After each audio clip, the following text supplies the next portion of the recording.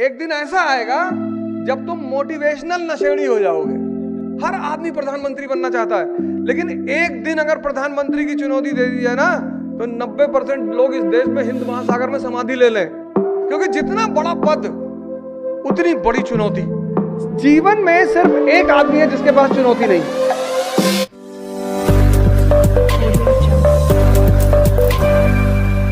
नाम सर मेरा नाम सत्यम है। मैं एक मेडिकल ग्रेजुएट हूँ। बेसिकली इसी साल मेरा रजिस्ट्रेशन हुआ था मई में, और मैंने सर मार्च में, और इस बार मैं 28 मई को प्रीलिम्स दिया था और 72 नंबर्स पे मैं पहुंच गया सर, जो पेपर 1 है नेगेटिव करने के बाद। पहली बार में? Yes sir. बहुत अच्छा यार, बहुत बढ़िया। तो सर कुल मिला के हुआ, जब हम ग्रेजुएशन पास आउट हो गए, जो भी इस प्रोसेस में कहीं ना कहीं दिक्कत करता है, जैसे हम पढ़ रहे हैं, कोई घर में बीमार पड़ गया, अब सर इस मैच्योरिटी पे हम पहुंच नहीं पाएंगे, इसको हैंडल कैसे करें, हम छिन जाते हैं उधर। मतलब हमारे घर में कोई बीमार पड़ गया, मेरा 4 दिन पढ़ाई ठप है, इधर हमको कोई दिक्कत हो गया तो मेरे घर में, ये तालमेल मेरा बेसिकली बैठ नहीं पाता है। और ये हम ध्यान भी किया, हम आचार्य रजनीश को भी पढ़े सर, सब चीज़ हम प्रयास किए, लेकिन आप हमको इस मेंटल मजबूती पे लाइए कि यदि कुछ मामला हो तो हम उसको कैसे समझें। जैसे कि आज आप हम मौजूद हैं आपके सामने सर, आप बड़े शिक्षक के तौर पे आज देश में आए, हो सकता है कल हम आप नहीं मिल पाए और हम अटेम्प्ट देंगे 24 में, हो सकता है फेल कर जाए, कोई बड़ी इशू नहीं है। हमारी तुम्हारी मुलाकात लोकसभा में होगी, तुम इतने बढ़िया स्पीकर हो, तुमको हम चुनाव लड़ाएंगे, तुम टेंशन काहे ले रहे हो। 1 मिनट माइक दो, मैं तुम्हारी बात करता हूँ। बड़ी अच्छी बात इन्होंने कही, बहुत प्यारी बात इन्होंने कही।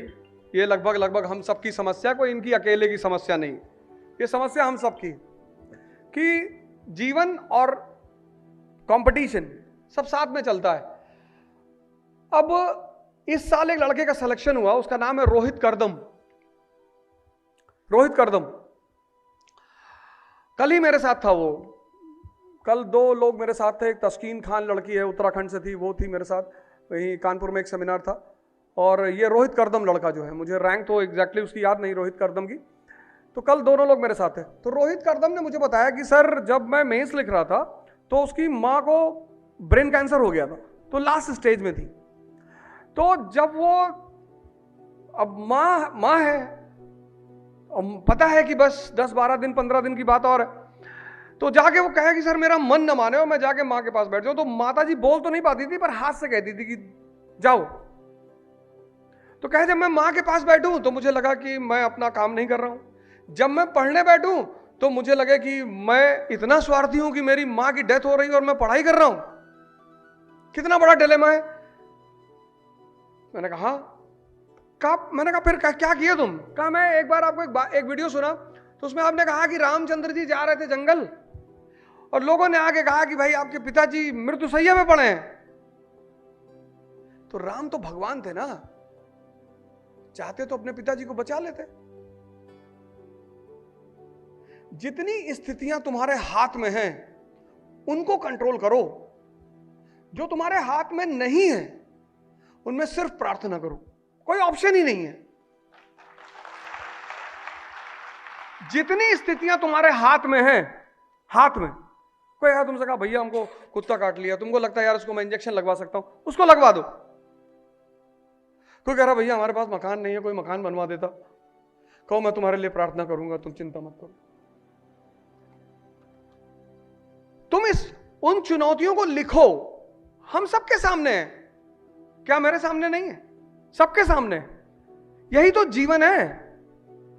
जीवन में सिर्फ एक आदमी है जिसके पास चुनौती नहीं,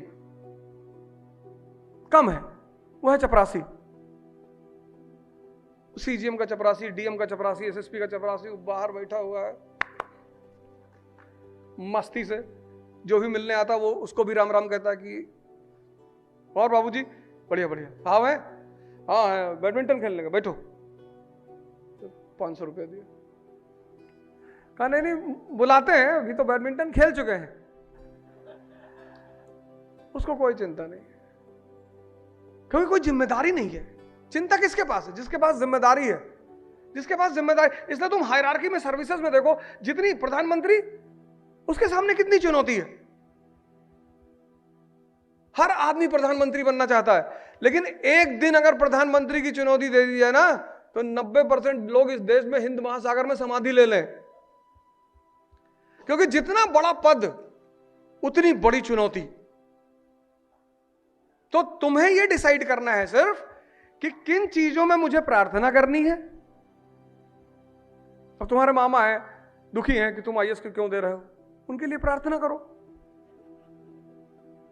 हमसे बहुत लोग कहते हैं कि हमारे रिश्तेदार परेशान करते हैं। कृष्ण के भी तो किए थे परेशान, वो उनका धर्म है। रामायण में लिखा है रिश्तेदारों के लिए कि वो रिश्तेदार ही क्या जो अपने रिश्तेदारों को चरस ना करे। ये हम सबका धर्म है। ये एक अघोषित धर्म है जिसका सबको पालन करना पड़ता है, सब करते हैं। यही इन्हीं चुनौतियों को निपट कर जो आगे पहुंच रहा है वही नायक है। नायक ऐसे थोड़ी बनते हैं। इन चुनौतियों से निपट कर, सब जितने लड़के यहां बैठे हैं, हम सब जितने लोग यहां बैठे हैं, सबके पास चुनौतियां हैं। उन चुनौती, ये है व्यक्तित्व। इसीलिए मैं एक बात पर आपको हमेशा हाथ जोड़ता हूं कि मोटिवेशन एक नशा है, वो चढ़ेगा उतरेगा, और एक दिन ऐसा आएगा जब तुम मोटिवेशनल नशेड़ी हो जाओगे। जब बेचैन होगे यूट्यूब खोल लोगे, ये फाड़ डालो, ये उखाड़ डालो, ये नचा डालो। तुम भी जोश में आके मोबाइलें पटक दोगे कि लाओ साले उखाड़ डाले, आज मोबाइलें नहीं रहेगा जीवन में, मोटिवेशन खत्म। तो मोटिवेशन क्या है? नशा है। मैं इस, ठीक है सुनो, अच्छा बोलते हैं लोग, भारत देश में बहुत अच्छे अच्छे स्पीकर हैं, बहुत अच्छा बोलते हैं, उनको भी सुनो, लेकिन परमानेंट शक्ति की व्यवस्था करो। जंगल में हाथी, गैंडा, ये कभी डर के थोड़ी घूमते हैं क्योंकि शक्ति है। जंगल में हिरन डर के घूमता है। तो जहां शक्ति है वहां उत्साह है। सवाल यह उठा कि शक्ति आएगी कैसे? ध्यान से, सदगुरु जी सांभवी करा रहे, पंडित श्री रविशंकर हैं, सुदर्शन क्रिया करा रहे, इतने संत इस भारत में पड़े हैं। कभी तुम्हें छुट्टी मिले यार, सक्तेशगढ़ चले जाओ, यहीं बगल में मिर्जापुर में स्वामी अड़गानंद महाराज का आश्रम है, वहां रहो ना, एक हफ्ता सेवा करके आओ। तुम सबका ड्रीम है कि छुट्टी मिल जाए तो गोवा चले आए। जब तुम्हारा संघर्ष का टाइम, भगवान राम को आश्रम में रहना पड़ा संघर्ष के समय में, क्योंकि आश्रम वो जगह है जो संघर्ष करने की क्षमता देता है। इसलिए तो भारत प्रसिद्ध है आश्रम व्यवस्था के लिए। ध्यान करोगे दिमाग मजबूत हो जाएगा, योग करोगे शरीर मजबूत हो जाएगा, और जब शरीर और दिमाग मजबूत हो गया उत्साह पैदा हो जाएगा।